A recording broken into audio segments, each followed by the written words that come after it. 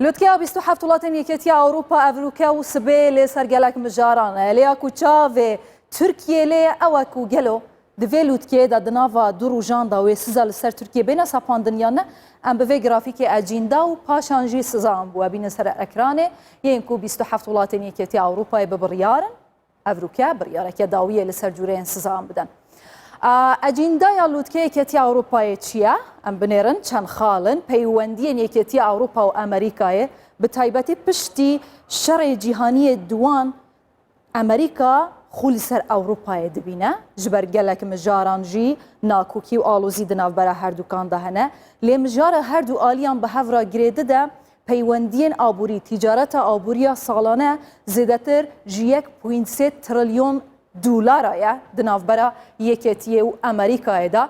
Yekîtiya Ewropayê çaverê ye serdema Biden serdemekê nerm û niyan be weke serdema Donald Trump û kesên li pêşwî nebe ji bûna wê ew ê van peywendiyan evrûke binirxînin serdema Joe Biden ji bo Yekîtiya Ewropayê dê serdemekê çawa zêrîn yan jî nakokî û li hinek mijaran hevkirin.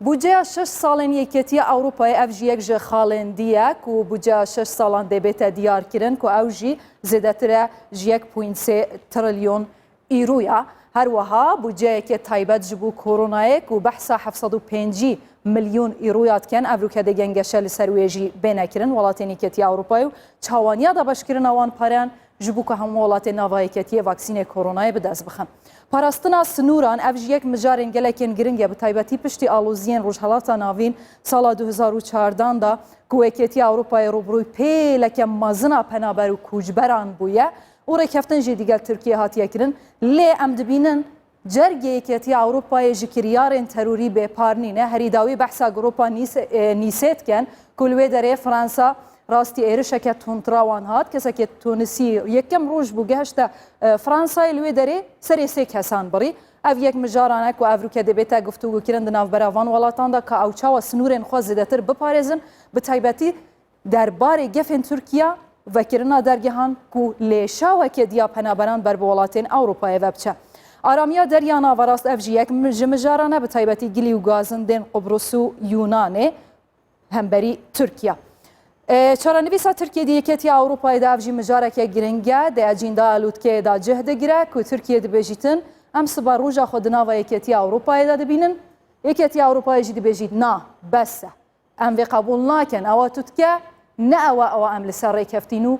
ewa em dixwazîn aniha ne de maveyekê ye. Yadin eger hevkarin bînin belê Yekîtiya Ewropayê çawa bi çi çav li Tirkiye dinêre siyaseta derve yê siyaseteke tund e êrişberane ye dagîrkerane ye wiha dibîne lê Sûriya û Qefqazyayê tevlî heviyê û şerî çêdike bi taybetî gilî û gazindên zêde lê ser Herêma Karabağ û şandina çekdar serbazên dijberiya Sûriyê bu Herêma Karabağ û şerê wan li hemberî Ermeniyayê. Berjewendiyên Ewropayê bin pê dike yek ji wan jî ev e ku li Herêma Karabağê û nêzîkbûna wê digel Rosyê. Her wiha li derya navarast aloziyan çê dike hûn dizanin ji adara ev sal ve Tirkiye lêgerîna neft û gazê dike li derya navarast snûrên xwe yên deryayî derbas bikirine bi taybet digel Qobrus û Yunanê. Ev jî nêrîna Yekîtiya Ewropayê li ser Tirkiye. Yadin jî encamên lûtkeya heftiya derbasbûyî ka çi bûn ji ber ku pêştir lûtkeyek hatibû encamdan amadekarî hatibû nekirin bû diyarkirina cûreyên sizayan li ser Tirkiye. Siza û xelat evrûke çavarê dikin. Xelat dê çi be? Tirkiye ji vê hes dike. Rêkeftina gomirkî û kûçberiyê salane di navbera Tirkiye Yekîtiya Ewropayê helbet pêşî pandemiyê em bêjin zêdetir ji 100 milyar dolaran tîcaret di navbera wan de hebû.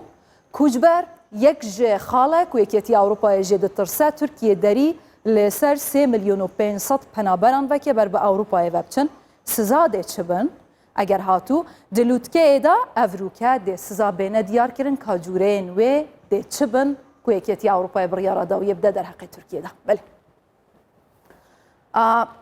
Gavên nerêniyên Tirkiye yani cavarê dike dibêje herî zêde hema dê ev bibe mayê çi bibe ji xwe Erdogan gotî ji sala 1963 ve Yekîtiya Ewropayê me siza dide. Em ji sizayên wan natirsin yani ev jî bêminnetiyekê nîşan dide. تورکیه هەمبەریە کێتی ئەوروپای دەبێژن چ دکە بلا ببە مایە خراپتر ببە ژێیان هەهەی ئاراستەیە مە ئەوروپایە پێشتر ئەف گوتبوو لێ ڕژێن داویە زمانێخانێکی تند کرد دەبێژن ئەم پێشە ڕژە خۆ دناوەیەکێتی ئەوروپایدا دەبینن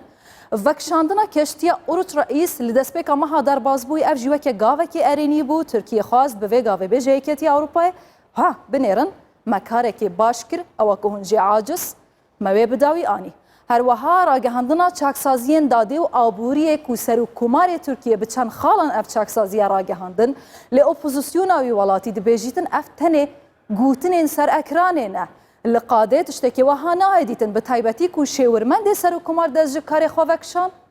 herweha dibêjîtin Demirtaş terorist e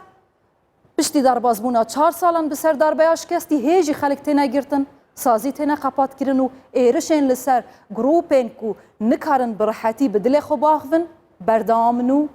têne zîndankirin dibêjin ev tenê gotineke bêkiryar e belê ji bilî wê ew welatên sizayên aboriyên tund li ser Tirkiye naxwazin di navîketî Ewropayê helbet hene ji wan Malta, İtalya, İspanya evan welatan jî çima naxwazin ji ber ku bankên van welatan lê Tirkiye hene yanî tîcareteke zebeleh bi taybetî di navbera van welatan û Tirkiye'de heye ew welatên sizayan dixwazin dûrpêçan dixwazin li ser Tirkiye Yunanistan ji ber ku nêzîkî sunûrên wan bûye Qubrusa bi heman awayî Qubrusa Bakur hatiye dagîrkirin ji sala 1974 ji aliyê Tirkiye ve ya din jî Fransaya ji ber ku piştî ew aloziyên li Fransayê herî dawî çêbûn kuştina wî mamostayê mêjûyê navbera Tirkiye wêketiya Ewropayê li ser meseleyên aynî gelekî têk çûn herî dawî Erdogan biryar da ku hemû kalayên Fransî baykot bike li welatê xwe serbarî wê yekê ku Fransayek ji wan welatan e zêdetir ji 29 milyar dolaran tîcareta wê digel Tirkiye heye lê dîsa jî Fransa dibêjîtin divê ku siza li ser Tirkiye bêne sepandin û li hemberî wê Tirkiya jî dibêjîtin divê Fransa ji Emmanuel Macronê mêşkê wî nexweş nesax xilas bibe belê pêşbîniyên Tirkiye çi ne yanî li hemberî vê lûtkeya ku Ewroka û sibahê birêve diçîtin dûrpêçên lawaz ew qazbandûrên nakem hişyariyeke dawiyek ka dîsa werin wekî lûtkeya derbasbûyî guftûgû diyalogê dest pê bikin her du alî neçarî hevin yanî hem Tirkiye neçarî yeketiya Ewropayê hem yeketiya Ewropayê neçarî Tirkiye yanî divê ku bigehne hev li derekê ew derkuye dibe ev rûsibehî diyar bibe belê ev e bûn ka bizanin îro sibeh wê çi bibe